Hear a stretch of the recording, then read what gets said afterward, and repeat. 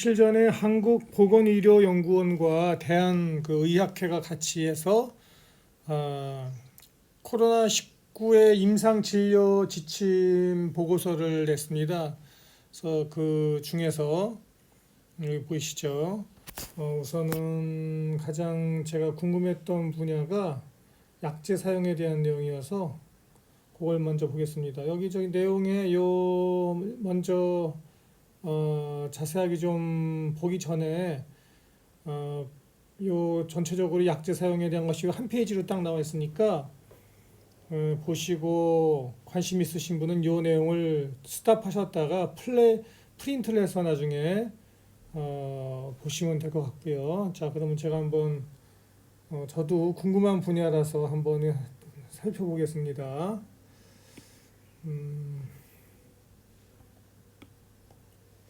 이러면 이게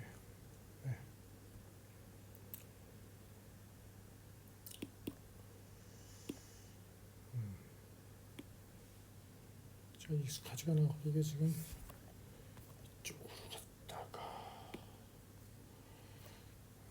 이렇게 되는구나. 네, 그래요. 자, 대한내과학회하고 대한감염학회가 같이 이렇게 한 걸로 보이고요. 질문과 답의 형태로 이렇게 되어 있네요. 네, 첫째, 질문 1. 코로나19 환자에게 항바이러스 치료가 권고되는가? 네, 질문. 이게 바이러스 질환이니까 항바이러스 제제를 넣어야 되는가? 이 치료가 잘 안 된다는 거기 때문에 질문인데요. 당연히 항바이러스제 투여 시도는 가능하다. 이렇게 되어 있는데 표준 치료법은 없다.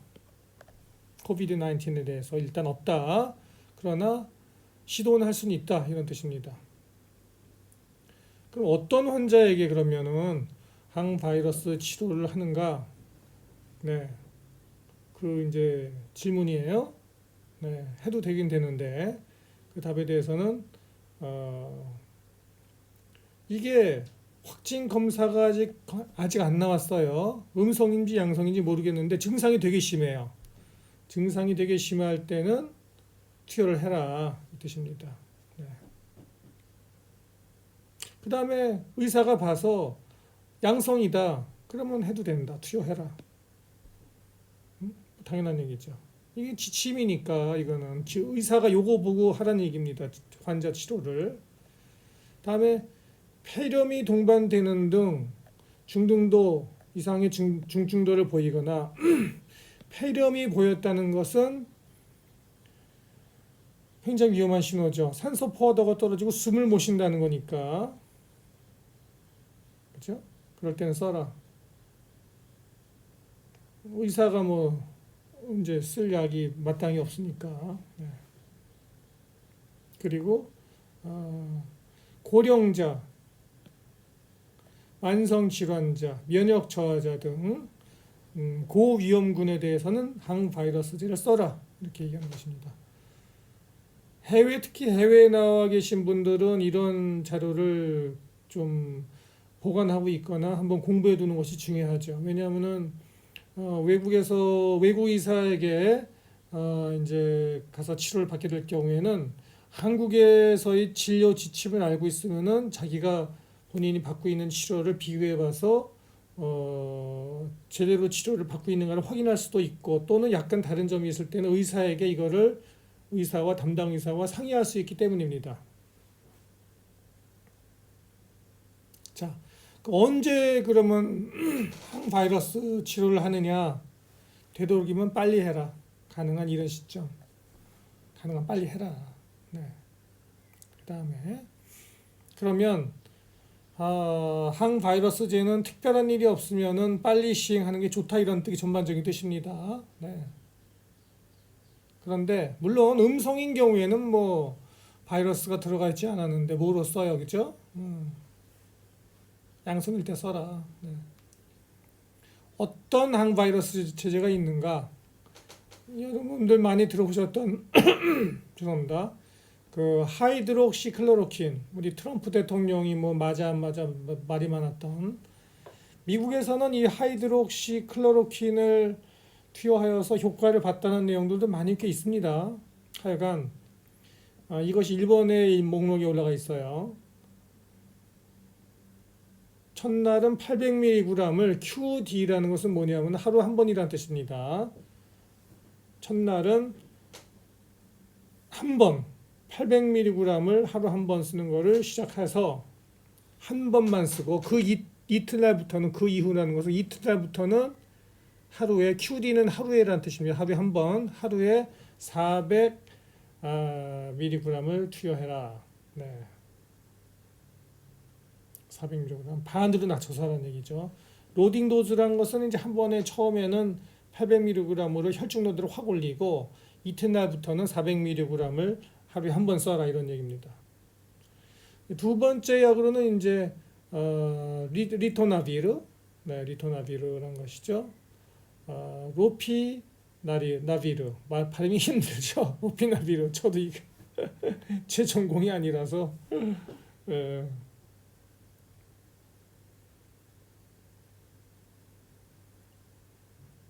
네, 알고 계세요.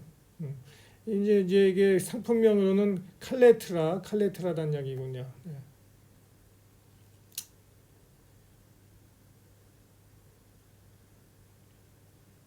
400mg을 하루 단독으로 하루 2회 투여 가능함.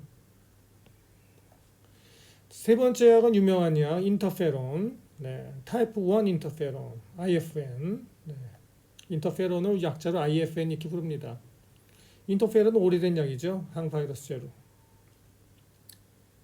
일형 인터페론 단독요법은 코비드-19 환자의 사용을 권고하지 않음. 단독요법은 사용하지 않는다. 병합요법을 써라. 무슨 뜻이냐면 이 약 하나 써봤자 별로 효과 없으니까 다른 약하고 같이 쓸 때는 좋다. 그러나 이 약 혼자 쓸 인터페론만 하나 갖고 쓰지 마라, 이런 얘기입니다. 그래서 위에 나와 있는 로피나비르 있죠? 2번 약하고 같이 쓰라, 이 얘기입니다. 같이 쓰라. 그리고 이제 여러 종류의 이제 일형 인터페론 중에서는 인터페론 베타 1B 요 약이 가장 좋더라. 네. 웬만한 약은 베트남에도 다 있어요. 네, 베트남에도 의사한테 이 약 주세요 하면 구해 옵니다. 또는 의사가 안 주면은 약국 가서 사오면 돼요. 아시겠죠? 일반 약국에는 안 팔고 전문 약들만 취급하는 약국이 또 따로 있습니다. 네. 네 번째, 렘데시비르. 이것도 막 유명한 약이죠. 매스컴에도 많이 올라가 있고. 네. 이거는 임상 시험에서만 아직은 가능하다. 네. 임상 시험 중인 약이다. 렘데시비르. 이런 것도 구할 수 있으면 좋은데 이거는 베트남에서 구하기 힘들겠다. 네. 자, 그다음 뭐 있나 볼까요? 5번. 지금 5번으로 넘어가죠? 파비피라비르. 참 발음도 힘들다. 네.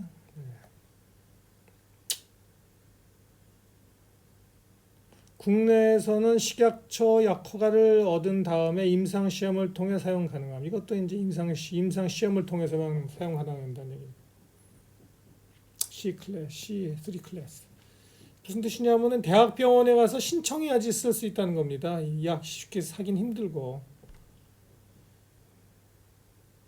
이거 살려면 저기 미국 이런데 본토에서 굉장히 비싸게 뒤로 이렇게 사올 수밖에 없을 거예요. 거의 사기가 불가능하네. 여기까지. 6번은 약은 뭐 권고되지 않고. 다음에 그럼 5번째 질문. 투여 기간은, 항바이러스제 투여 기간은, 여러분들 이게 바이러스 질환이다 보니까 계속 항바이러스제밖에 없는 거예요. 지금 여기 이제 계속 목록에 7일 내지 10일을 권장하지만 당연히 환자 상태에 따라서 의사가 줄였다 늘렸다 할 수 있겠죠. 요건 이제 표준이죠. 표준. 7 내지 10일 요거는. 자, 다음. 그러면 항바이러스제 외에 다른 약물은 없는가? 당연히 있죠. 스테로이드, 강력한 뭐야 이거 강력한 염증 억제제. 네. 그죠? 일상적 사용은 권고되지 않죠. 효과는 좋은데 부작용이 크거든요. 다만 천식의 악화나 승합제라는 것은 혈압을 올리는 약입니다. 승합제가 필요한 중증 폐혈성 쇼크. 보통 폐혈성 쇼크가 오면 죽거든요. 사람들이 죽는 마지막 코스가 다 이게 폐혈증입니다. 폐혈증. 다 폐혈증으로 많이 죽어요. 대개는. 이런 경우 급성 호흡 증후군 등 이런 심한 염증성 반응이 있을 때 스테로이드 투여를 고려 가능함. 근데 보통 의사들이 또 스테로이드가 종류도 많고 굉장히 다양한 스펙트럼을 갖고 있기 때문에 사실은 이 스테로이드 많이 씁니다. 사실은 어떤 경우에는 명의라고 불리는 사람들도 스트레스를 조금씩 쓰는 경우가 있죠. 사실 효과가 크니까. 근데 이게 위험한 약이죠. 끊기 어렵고. 하여간 그렇다. 네. 다음에 정맥용 면역 글로불린, 이뮤노글로빈, 그죠? 이뮤노글로불린, 정맥 주사하는 겁니다. 이것도 사실 도움이 돼요. 통상적으로 권고하진 않으나 폐혈증일 경우에는 투여 고려 가능함. 이 한국의 지침은 조금 의료 보험이 연관되어 있기 때문에 이게 굉장히 보수적입니다. 이 내용 자체가 뭐냐면 돈하고 관련이 있어요. 이런 것도 이뮤노글로빈 같도 사실은 환자가 여유만 있다면 쓰면 좋은 겁니다. 그러나 여기서는 일반적으로 고려하지 않다, 통상적으로 권고하지 않는다는 것은 의료 보험이 있고 수가 문제 때문에 잘못 썼다 하고는 수가가 깎일 수도 있고, 그죠? 환자한테 돈을 청구 못할 수가 있기 때문에 이렇게 적어놓은 거예요. 좌우지간 면역 글로빈 그렇다. 그다음에 이제 뉴라미니데이즈 이니비터. 뉴라미니데이즈 억제제, 일상적인 사용은 권고하지 않음. 네.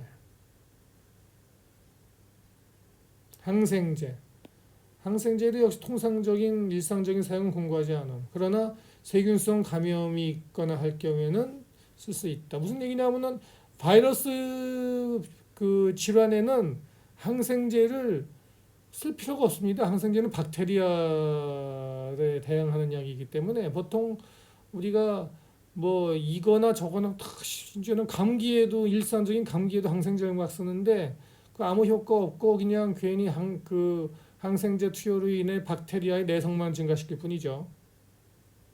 장만 베리고 대장만 베리고. 하여간 다음에 7번째 질문. 회복기 혈장 치료가 권장되는가? 이거는 혈장 치료 뭐냐면은 완치자들에서 피를 뽑아서 그 완치자들의 혈액에 있는 항체, 그죠? 항체를 증폭시켜서 그걸 갖다가 이제 수출한 다음 증폭시켜서 그걸 치료제로 쓴다는 것이 혈장 치료죠. 이거 효과 있다고 나와 있지 않습니까? 그죠? 비싸서 문제죠. 되게 비싸요. 엄청 비싸. 이거 아마 이게 제가 얼핏 기억하기로 확실한지 모르겠는데 트럼프 대통령도 코로나 양성 나왔을 때 이 치료 했다고 뉴스에서 본 것 같은 기억이 있습니다. 이 비싸서 문제지 효과는 있습니다. 그리고 이게 대량 생산이 안 돼요. 돈 많은 사람만 이거 할 수 있는 거예요. 이게 사실 효과 있는 거지. 하여간 그래서 여기도 대규모 연구 결과가 필요하지만 이렇게 쓴 이유는 케이스가 많지 않다는 얘기입니다. 그러나 도움이 당연히 된다. 네. 언급 가능하다. 무슨 뜻이냐면은 돈 있는 사람에게는 한번 해봐라. 네. 이런 뜻이 되겠습니다. 일단 오늘 제가 이 내용을 쭉 보면서 또 이 임상 진료 지침에 좋은 참고될 내용이 있으면은 소개 드릴 거고요. 다 보실 필요는 없어요. 이게 의사들이 주로 보는 내용이라서 일반인 사람들은 의사님분들은 꼭 모르셔도 되는 내용이 대부분입니다. 그러나 이제 약재에 대한 내용은 한번 차라도 한번 귀 동량을 한번 해보고 난 것과 안 한 것과는 큰 차이가 있기 때문에 일반 의뢰 분들도 한번 말씀드린 거고요. 또 다른 내용들 중요한 내용이 있으면 또 한번 또 소개해 드릴 예정입니다. 네.